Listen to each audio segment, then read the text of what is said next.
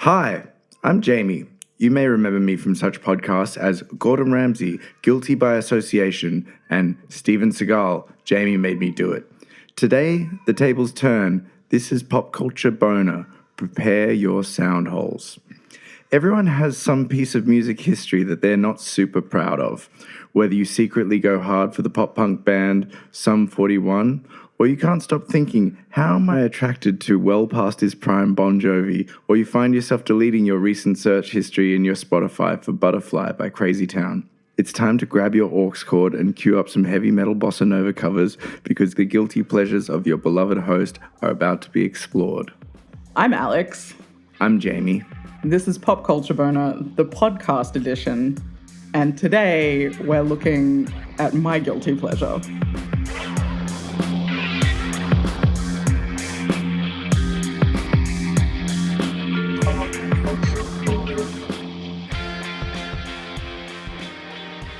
Alex. Jamie. Today we're going to be speaking about the Red Hot Chili Peppers, a band that started in 1983 between Flea, Anthony Kiedis, and some other people. Jack Irons. Jack Irons on the drums. Hillel Slovak on the guitar. Should I pepper quiz questions throughout this? Yeah, go for it. Okay. We'll see at what point my knowledge cuts out. Okay, I'm pretty sure I've drunk some the quiz questions get more intense as the quiz goes on. I'm ready. Of which high school did these four men attend? Oh, I have no idea what it is. It's something in Hollywood. Okay, we've stumbled at the start. we've fallen off the first block. Like fair facts? She's done it. That's in my brain. She's done it. Yeah. Fairfax. How? That is amazing. Okay, I like that I said I don't know, but I definitely did. She knew, and I like to think that I just saw you unzip the scribbled on pencil case in your mind. Yeah, that's exactly what's happened. Is I've opened up. It's like a Rip Curl, like scuba pencil case It's got one of those S's on it, that you draw. I can feel the neoprene. Yeah. Okay, cool. Quiz question number one. Passed. Okay, so this band started in 1983. They mixed funk, pop, punk. Frontman Anthony Kiedis basically created a mayonnaise of words that he jammed at the front of every song. And despite not being a singer with a great range, had amazing timing and somewhat charismatic, like lyrical feel to him. And despite drug problems and everything else, they've been going for 38 years. Yeah. Anthony Kiedis is 58, I think. Yeah. He's an old man. Yes. Anyway, I just wanted to start by saying this totally began with one of those terrible phone calls that I give you possibly once or twice a week, where I tell you whatever random pop culture kick I've been on, and I told you about this Red Hot Chili Peppers kick that I've been on, to which you were extremely quiet very quickly. Yeah. So the last guest episode, we had your friend and mine, Dr. Grace Sharkey, on to talk about the concept of guilty pleasures and why we don't have them. Except I'm lying, and I do have them. And it is my intense, long-abiding love of the Red Hot Chili Peppers for some reason. The nascent silence that you had when I mentioned them gave away your hand so quickly, and it was so confusing because there seems to be so much that you're so open to, except this seemed to hit you in some spot that I'd never seen hit before. And to be honest, when I first realized what was going on, I was so confused that you liked them, because you've admitted to me liking things that I have no clue understanding or putting together in my mind. But as you described your deep, deep, undying love from a young age of the Red Hot Chili Peppers, it started to make more and more sense to me. I wanted to ask you, when did you first get into the Red Hot Chili Peppers? I think I would have been it's definitely early puberty, which I think is probably where some of the shame comes from. But like, I would have been maybe 13 or 14. And I think, actually, no, that's a lie. 12. 12. 12. 12 is when By the Way came out. So that was like obviously everywhere on the radio. And then I think I would have seen the Can't Stop music video and been like a duckling, just like imprinting. It was like, that. And then here we are. Oh my gosh. After you listened to By the Way, did you go back and yeah. Did you go By the Way, then Californication, then have a little break? No, I bought every single album. Every single album. Including compilation albums. Good Lord. So just, yeah, I owned everything because I started getting into them pre-music piracy, I think, would have been timeline-wise. And then I would have started downloading stuff from Napster? LimeWire. See, I was already on the Napster because of my first album that I ever bought with my own money that I made by mowing lawns from Mall Music at Ringa Mall on the Northern Beaches was Nice. Californication. And I was very proud. I was very proud that I had chosen some music that wasn't the Backstreet Boys, and I had chosen, and it was mine until my dad told me, oh, I love the Red Hot Chili Peppers. That'll really tank it, yeah. Yeah. And then at the record store, I wanted to get, like, by the time I had gotten that and decided that I liked the Red Hot Chili Peppers, a few years had already passed, and By the Way was coming out. And I went to the record store to purchase By the Way, but they were all out of copies. So I bought Blood Sugar Sex Magick and felt pretty damn cool about it.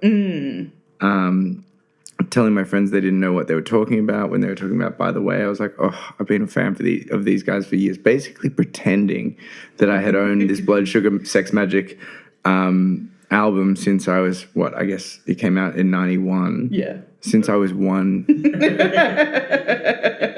Which makes zero sense. No one's going to question the timeline. You know what? When you're in year 6, no one does. No one does. No one does. Take me back to the days of no fact checking. Yeah. So, yeah, my question is, did you go from By the Way to Californication, or you went Californication, then you went all the way back, like Mother's Milk or like Freaky Styley or... So I think, because I grew up in a small town, we had one CD shop and it wasn't very good. And so I bought By the Way for my brother for his birthday, so I didn't technically own it. And then I bought Californication, probably like 2 months later. Okay, yep. And then from there, I went all the way back to the beginning. Wow. So I own everything. I also own Mother's Milk on vinyl. Wow. And I own John Frusciante's first solo album, Neandra Ladies, and Usually Just a T-shirt on vinyl too. Fantastic. For some reason. Fantastic. So going back to the guilty pleasures part, when you were at school, were you known as the girl who liked Red Hot Chili Peppers, or was this? I think I had so many other things going on in terms of how people knew me that no one had time to remember me as the Red Hot Chili Peppers girl. But I definitely like had a badge that I wore on my like school uniform. Did it have that little asterisk thing? Yeah. And it was next to. So one of the things that I will give the Red Hot Chili Peppers credit for is like I like 80s hardcore. And I like Los Angeles 80s hardcore. And for whatever reason, the Chili Peppers are like kind of adjacent to that scene where like Flea has played in like, I think Fear he played in. And like they toured with like a couple of like hardcore bands from that era. And so it expanded some of my musical tastes into that genre direction. And I think was it Jack Irons that left the Chili Peppers and went on to be in Pearl Jam? Yes. I heard that this is more fun facts about the Chili Peppers.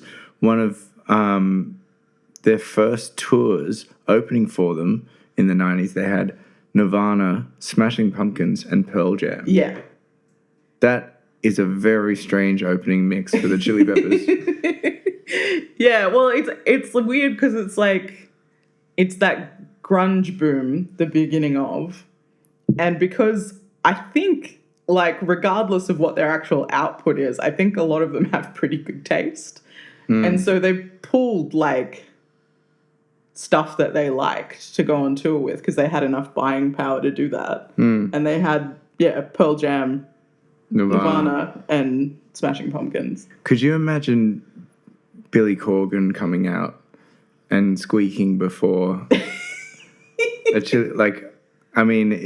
seems crazy now. Anyway, that's some wild. I mean, it's a pretty wild history of a band when you think about it. Okay, another trivia question, peppered in the middle. Do you know what the band's name was before the Red Hot Chili Peppers? Tony Flo and the Majestic Masters of She's Mayhem. done it. Do you want a little bonus piece of knowledge?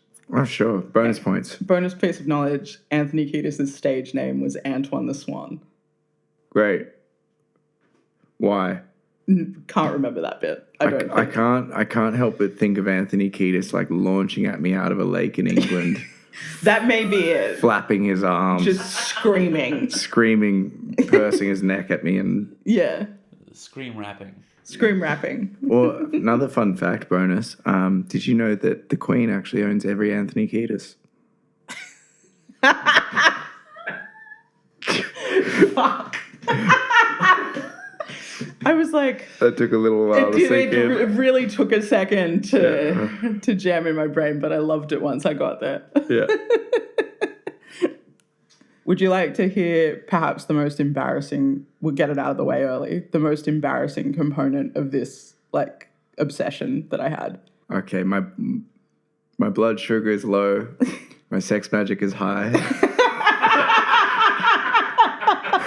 I'm ready. Have you been working on that one all day? I thought of that. I can't believe I didn't put that in the intro.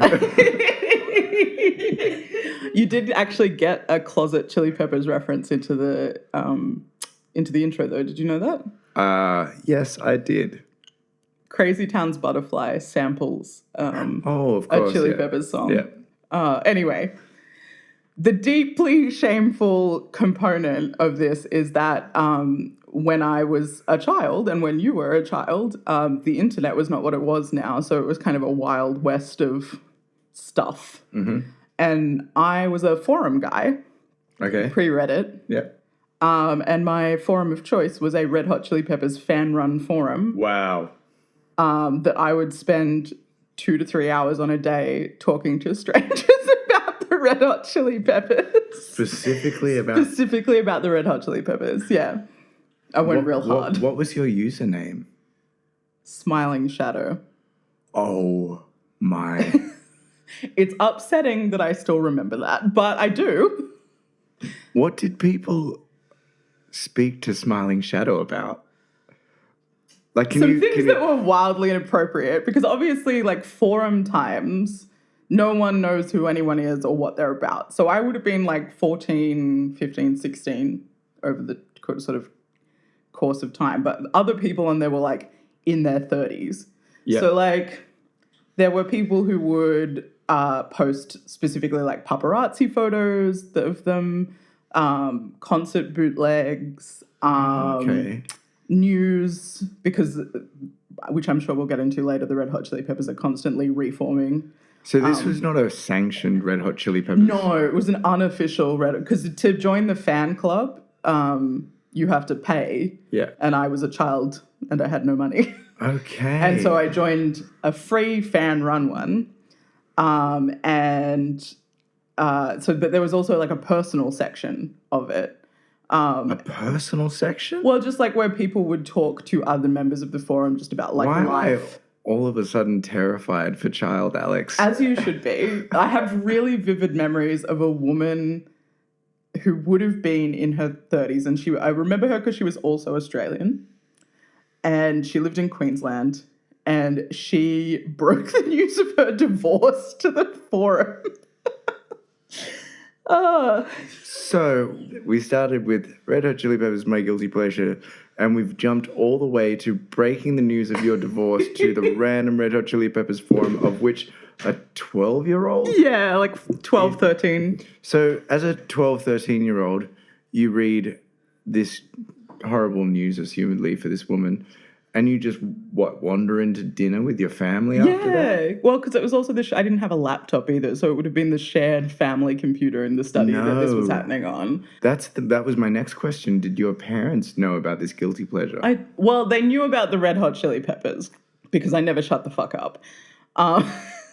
So they knew about that, but I don't think they knew that I was like on a forum that was like important to me. Okay. Can I ask? I mean, if we're going to go this deep this quickly, why the shame? Well, I think this is actually probably part of the reason. So I think there's two-sided kind of tiers to it. The first reason is the one that we have just spoken about, which is that I was like deeply committed. Deeply. In like a very hyperfixated kind of way. Plus, you're like a child and on the internet. So I'm connecting, like I'm just making up a personal narrative. Like no one, because we all had stranger danger, like in a way that I think children on the internet now don't, where I revealed nothing of my real like name or location or whatever. I think that's the thing that I was terrified for you. No, I definitely had like a fake, possibly slightly older persona that was in the forum.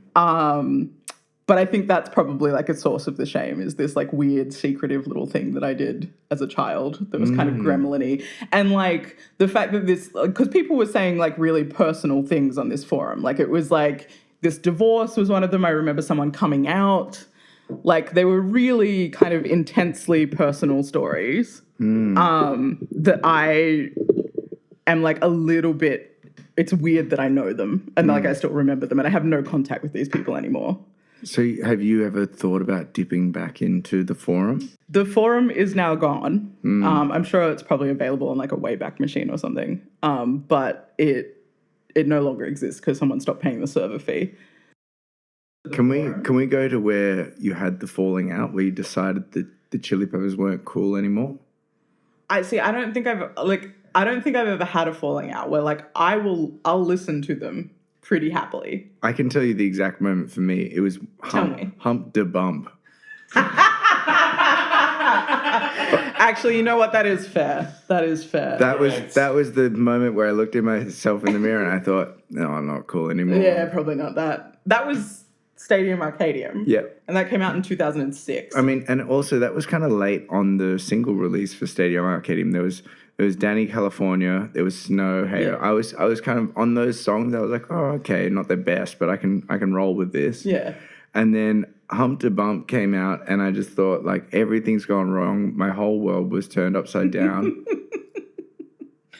Yeah, but I think like 16 that's the prime age to start being like, probably not. True. I did not do that. I think 16 was when I went and saw them live. You've seen them live Twice. Once on their own tour and once at a big day out. Wow. And was that the 2001 Big Day Out? No, couldn't have been. No. Was that the Big Day Out where was he wearing gloves and had black hair? No. Yeah, he had long hair. He was shirtless. I mean, you're really not narrowing down the Red Hot Chili Peppers. You've described Anthony Kiedis. I've just described 1990 through. I've just described the concept of Anthony Kiedis. It would have been, because I think I've seen them, the stadium tour that I went to, they had John Frusciante playing with them. Okay. And then by the time I saw them again, he'd left again. Oh, and you had... And it was Josh Klinghoffer. I wasn't going to pronounce that name, but I'm glad you did. I'm here to provide you with Chili Peppers facts, babe. So, I mean, I tapped out by the time Josh Klinghoffer came along. But do you still listen to them now? Yes. Wow. I have this thing. At what moments in your life do you decide to listen to the Chili Peppers? So I've spoken about this before, but I am like a nightmare for Spotify's algorithm in that I have no like organizational ability when it comes to music. I just put things that are in my head on a playlist and then occasionally shuffle that playlist. And so if I think of a song, it will go onto the playlist. And so sometimes I'm just like, I'm thinking of Suck My Kiss, and then that'll go on the playlist. I mean, I feel like we should have an appreciation moment for like some of the favorite songs of the Chili Peppers. I think I was saying to Wes in the car ride over, I think if you quizzed me on Red Hot Chili Peppers lyrics, I could probably recite them back to you. There was so many good tunes. Suck My Kiss was definitely one of the best. The pre-Californication, I think, is actually like their most genius stuff. And I guess actually even pre-2000, everything. Not saying that, drugs were a good thing for Anthony Kiedis, but no. He definitely had some really interesting stuff going on then. So Freaky Styley, their second album, they have some really good producers that have been on their album. So their first album was produced by Andy Gill, who was in Gang of Four. Yes. And then their second album was produced by George Clinton from Parliament Funkadelic. Indeed it was. Yeah. And they were trying to get someone else to produce their album for a long time. They tried to get Rick Rubin to produce their album, and he said no. Why? Initially, because he didn't like their druggy vibe. Wow. And at that time, he was... I slipped a trivia question in there. Yeah, you slipped a trivia question in there, and then you've unfortunately set me off on a roll. At the time, he was producing the Beastie Boys. And there's like a moment in Anthony Kiedis' autobiography, Scar Tissue. All of this is in my brain.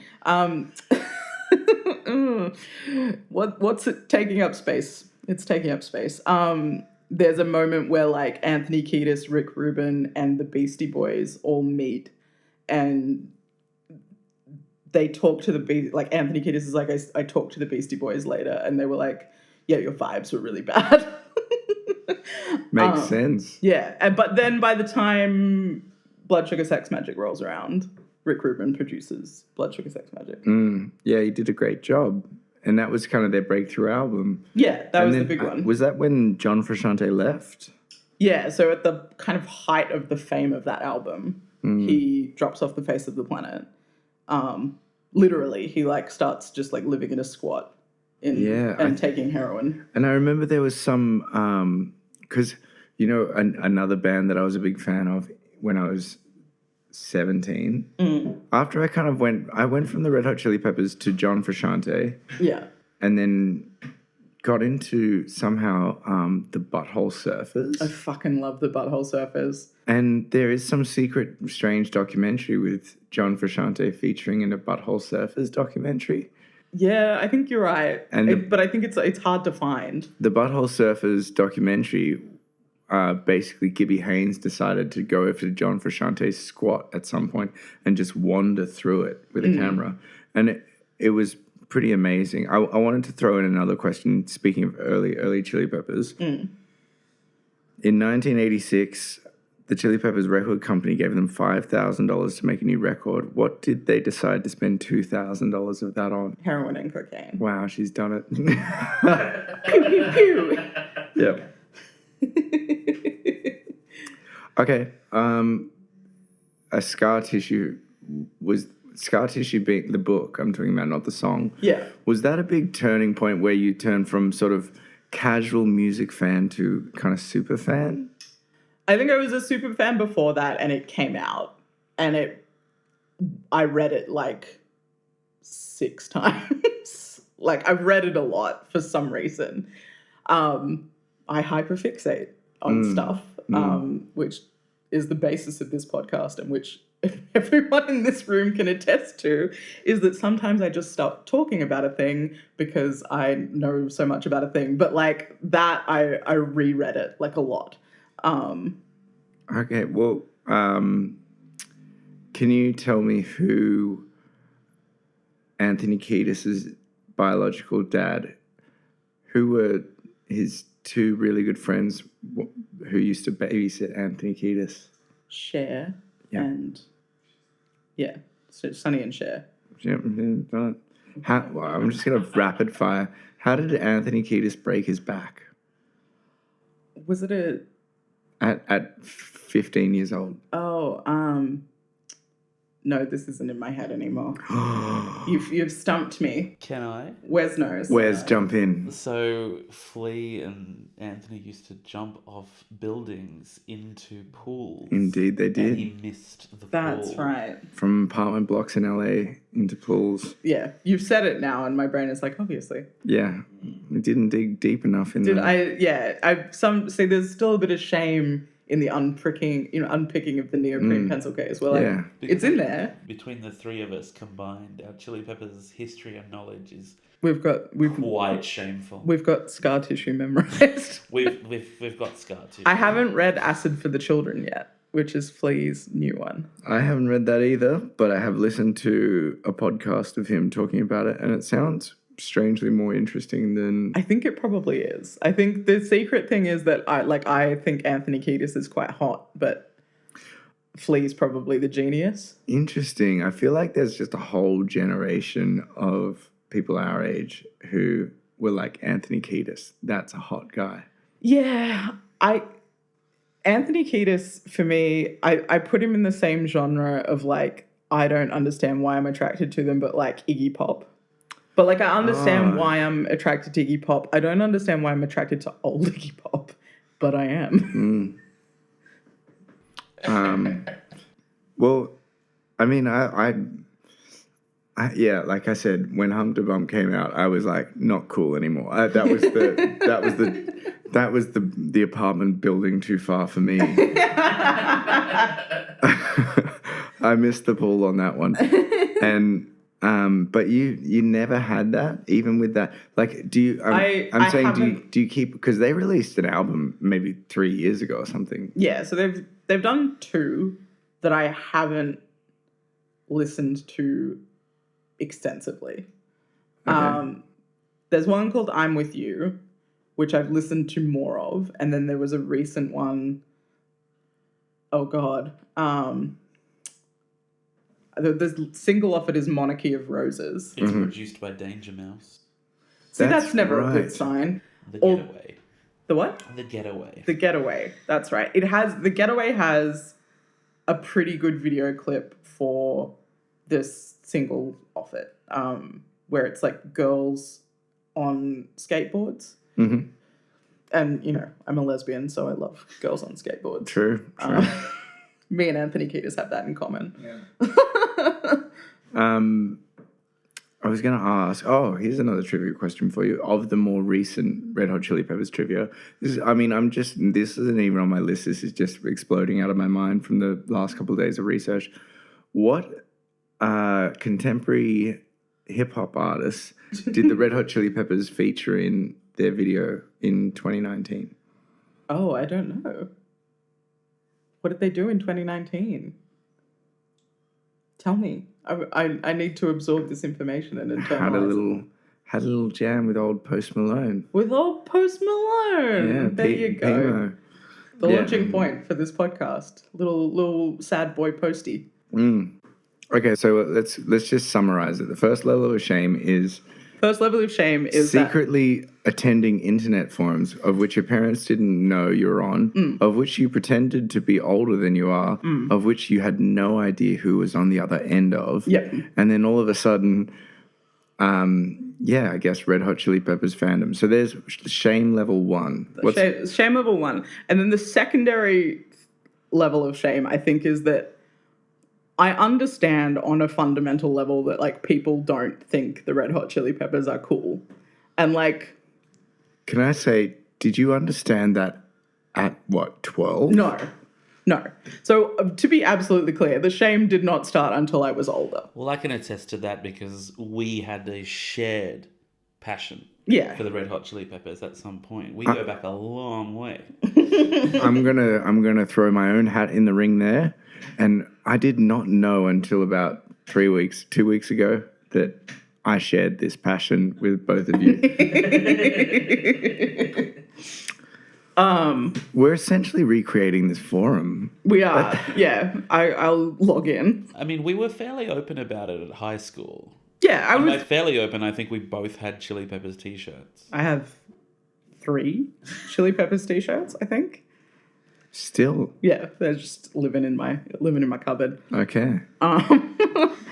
But yeah, I understand now. Okay, so we've reached shame level 1, which is hiding from your parents that you're on this form. Mm-hmm. What's shame level 2? Shame level 2 is that I don't really understand music. Like, I don't get it. And, like, I'm comfortable saying that on most levels. Like, I know what I like, and that doesn't really impact anyone else. But, like, I'm a little bit lucky in the sense that a lot of the things that I like anyway sort of cross over into, like, things that people think are kind of cool generally. So, like... No.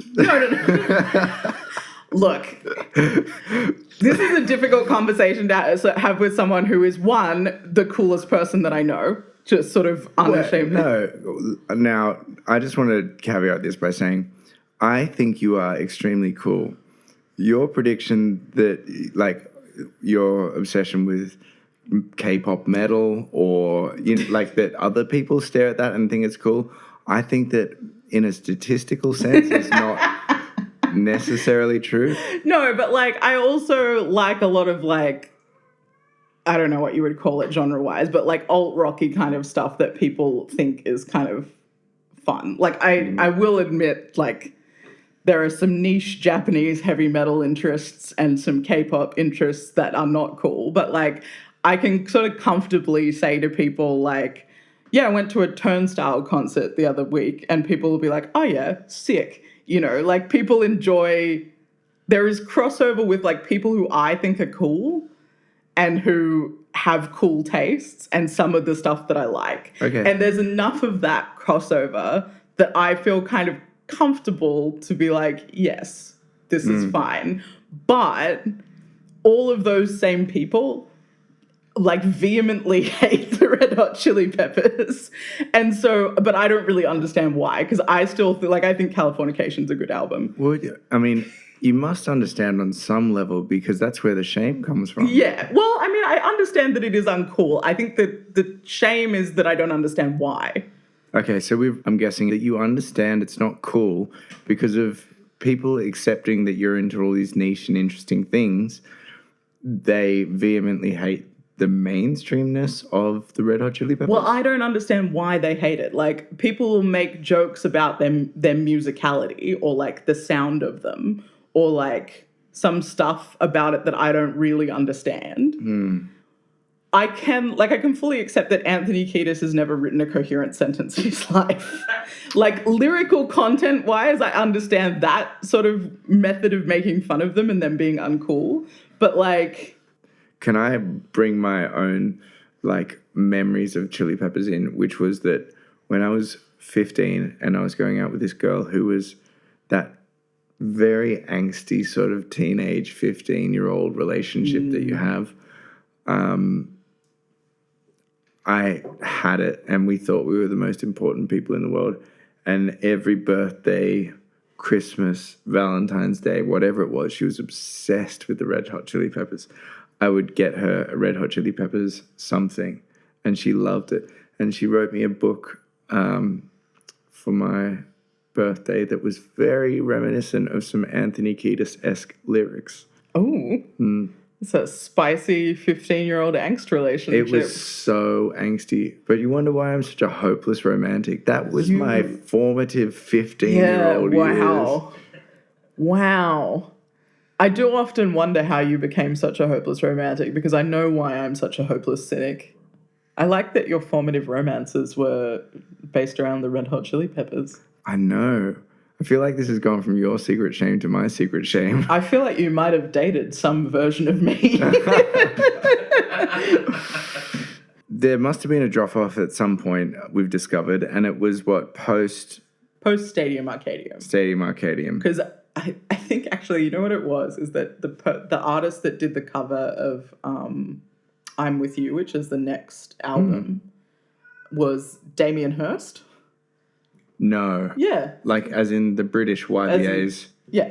Finally, I'm in my wheelhouse. Yeah, we're back in the Jamie wheelhouse. I hate Damien Hirst. Okay, interesting. This is a strong statement, but I stand by it. I hate Damien Hirst. I don't have a particular hate for him, but I have no recollection of this album cover. What was it?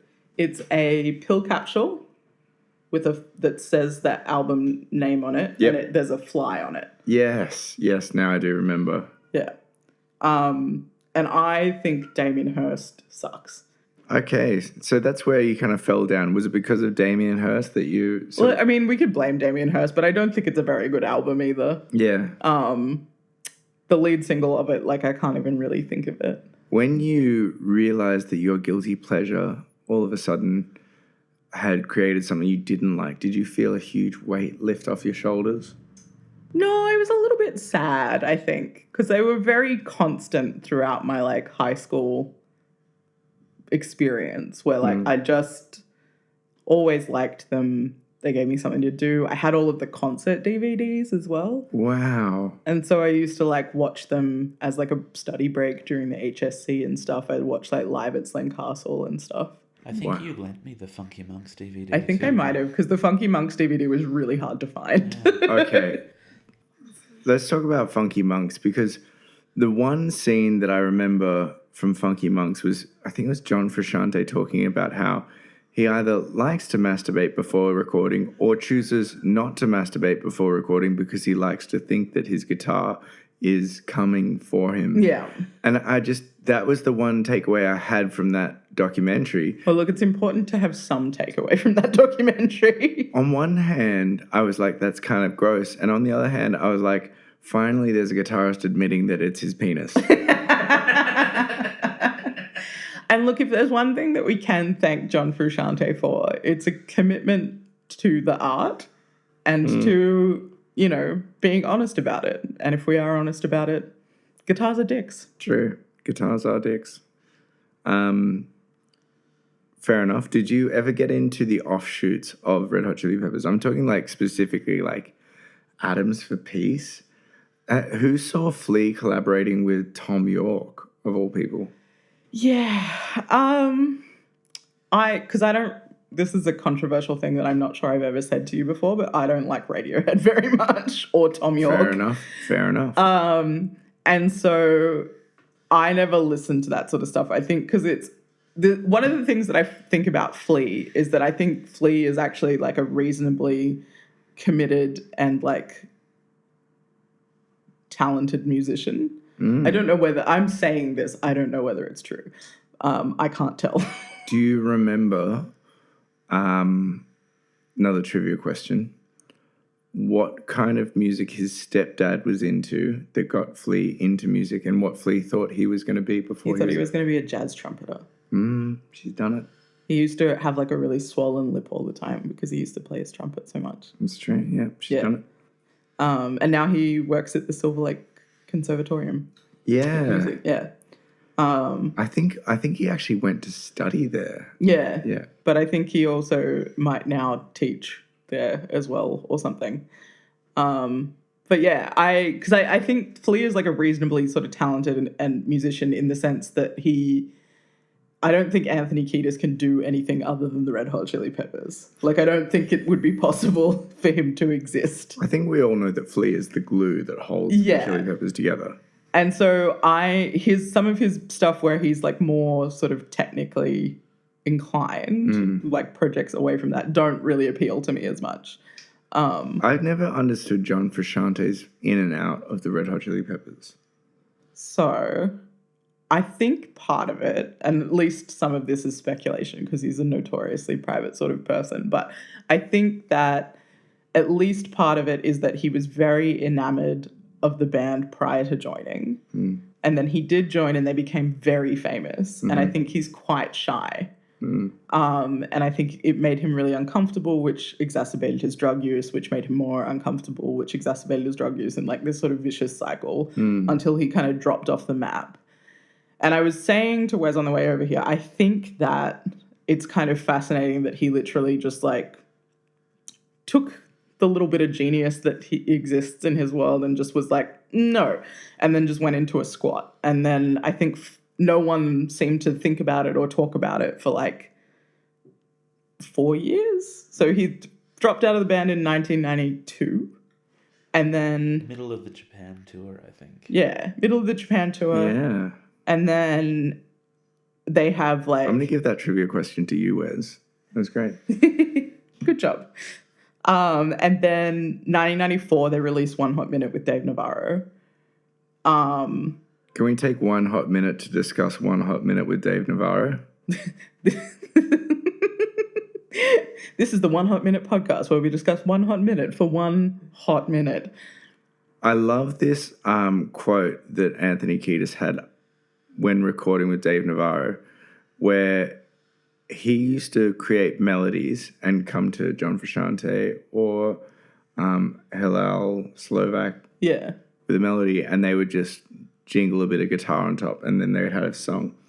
And Anthony Kiedis, describing writing with Dave Navarro, said, "I thought all guitarists did that. Apparently not."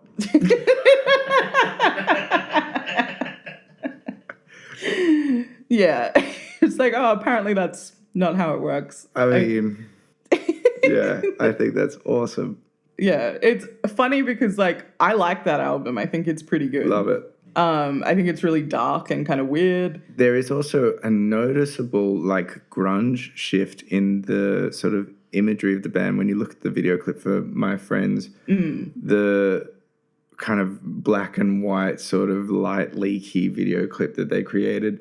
Flea's got a big beard and a silly hat on.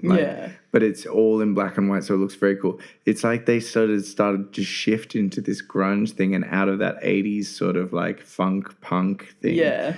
And they are kind of masters of reinventing themselves. They are, which I think is an interesting thing. And I think the thing that you said about like physical albums and like streaming and stuff, I think that part of the reason for their success, like prior to streaming and stuff, was this very visible reinvention stuff that was happening, where it was like they had these really sort of, they were notoriously like naked a lot, or they had costumes on, or like body paint, or like, you know, were dressed in a particular way, or they were doing something a bit weird on stage. And then the music videos were really like a bit of a spectacle each time, where like if you look at like the Give It Away video, everyone's painted in silver.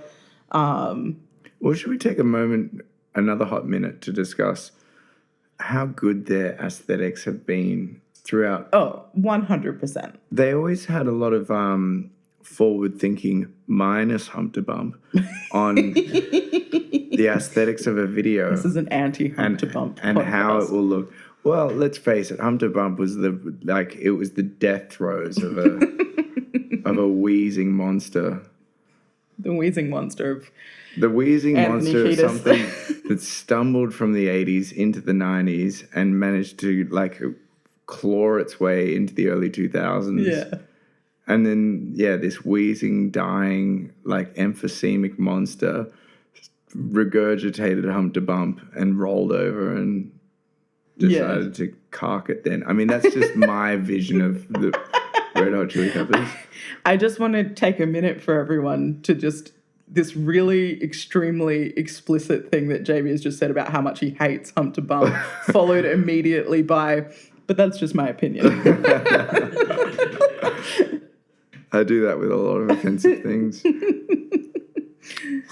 But yeah, I think they're really aesthetically interesting. I love a lot of their music videos. And it's amazing how their music videos stand up now. You know, you can watch those music videos. I mean, even Funky Monks, you know, the fact that it's filmed in black and white Still looks beautiful. Looks beautiful, stands up so well. I think that was actually one of the things that I really liked about them as well, sort of being from the middle of nowhere, is that like they were very Los Angeles centric. And that always seemed like I was always very into like Hollywood and like old Hollywood and like sort of Hollywood mythology. And if there's one thing that the Chili Peppers are, it is like a written mythology of Los Angeles. And so like this, I remember watching the Funky Monks DVD and having like, they'd go to like, you know, the Chateau Marmont and like all that sort of stuff and like film it in black and white. And it just made it really interesting. Yeah, elevated it. Yeah, it looks beautiful. And it means Rick Rubin nothing. With a big beard on. Yeah. You know, in black and white always looks and good. That's like we've talked about this before, but like I love the idea of that. Like the idea of being like cool and in like a crumbling mansion and making like art and like doing I realize in practice that sucks. Those people are boring. Like none of them are good to hang out with. But like conceptually, this idea of like a black and white filming of like your crumbling mansion and making your masterpiece really appeals to me. I wonder how much awareness they had of that romance when they were doing that. Because, you know, now you can look back at that and it's so romantic and interesting. And there's a million bands that have tried to do that and it doesn't land and it sounds terrible and it doesn't have the impact that that does. But yet that they had the foresight to perpetuate that sort of romance, even at that time, thinking we'll film it in black and white, we'll all be shirtless, we're going to pick up some pipes and bang on them with drumsticks. And yeah. Well, I think that's like, when I talk about them like mythologizing LA, I think they're also mythologizing their own relationship to the city. So I think they are actually pretty like consciously aware of, and I think if you press them on it, they'd probably deny it, but like I think they're pretty consciously at that time were aware of what they were doing. But I think the music landscape has changed so much that that approach doesn't necessarily work now, where we're kind of less interested in those like tortured rock star mythologies, and we're more interested in like for example, like an Ariana Grande or like a Katy Perry, like very polished pop stars, the peak behind the mask of like this beautiful white woman is sad. She's famous and sad. And like we're much more interested in that than like a tortured artist kind of aesthetic for white men, I think. It's not as fashionable. It's not a huge jump from this tortured white man is sad. But I think it's definitely, I think it's just different in that the music landscape is different. So it's like where, and I've said this on the podcast a few times, like rock used to be the biggest genre in the world. Like pop and rock, and now it is pop and hip hop. Absolutely. And so the mythology of the rock star, I think, has become such like a cliche, and it's become a more side. Like obviously, it's still a huge genre. People buy it, people listen to it. That's fine. But I think those big kind of bands are not as fashionable now. Yeah, and we're much more interested in, rather than this kind of like authentic tortured artist experience that you kind of get with something like Funky Monks. We're kind of less interested in that than we are at like behind the shiny, beautiful facade of Katy Perry. Her husband has just divorced her by text and she's there. Like we're much more interested in the aesthetic presence of like Katy Perry looking at her phone while her makeup is being done and being like, Russell Brand has divorced me. Yeah. And then she just goes back to like getting her makeup done. And that I think is a more fashionable narrative. Like obviously it's her life and we feel bad for her, but like that's... I think also you wouldn't see the overt sort of sexual tones that they portrayed, not just in Funky Monks, but even in their lyricism from like a more modern sort of behind the scenes documentary thing. Definitely not. Like for all the fact that it is word salad, Anthony Kiedis' lyricism is deeply horny. Yeah. It's horny. It's all about... I mean, as a 50-year-old, he was married to an 18-year-old model, Australian model, I think. Yeah, and they had a child together, Everly Bear. Everly Bear. There you go. After the Everly brothers. I listened to an interview with him before this podcast. Oh, yeah. Being like, what's Anthony Kiedis up to? And the interviewer asked, how's your child doing, Everly Bear? And he said, yeah, good. And then they said, did you get that from the Everly Brothers? And he said, not literally, not metaphorically, not spiritually, but I will say that there was an Everly Brothers record sitting on the table when I thought of the name. And I was like, that is definitely one of those three, Anthony. Yeah. Honey, the answer is just yes. You can just say yes. Yeah, I mean, I feel like we've stumbled into Anthony's shame podcast. I'm going to start answering questions like that when people ask me stuff. I'm just going to be like, look, not literally, not metaphorically, not spiritually. Not even physically. But. Yeah. Yes, I did eat your cake. Yeah.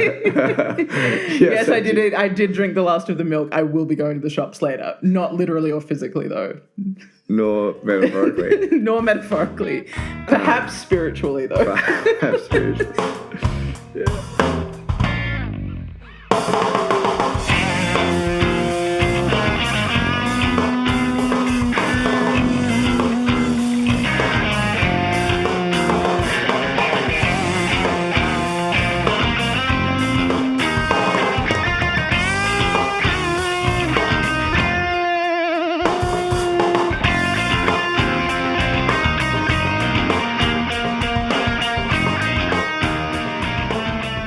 I'm so sorry for all of our rambling.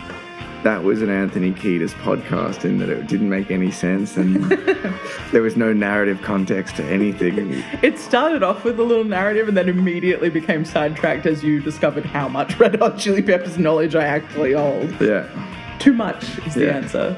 Another fun fact for you, they're in the Rock and Roll Hall of Fame. They are, yeah. Of which the likes of Chicago were inducted.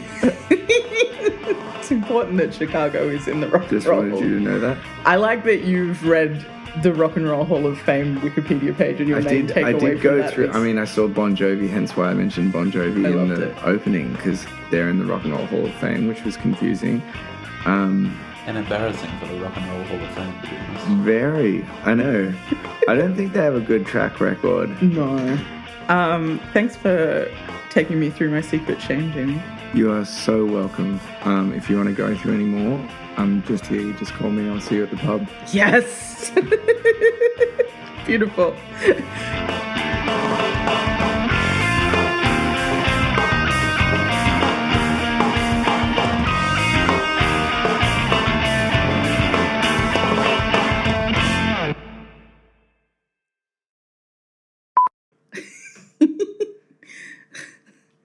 It's a beautiful scene. For those of you at home without the aid of visuals, Jamie is enjoying the cheese platter. Cheese platter. Okay. I'm leaning away from the microphone so I can munch on cheese. Unbothered. And now I've been shamed into munching on microphone. Take that, Wesley. You started it. It's delicious cheese. It is good cheese. I can't argue with it.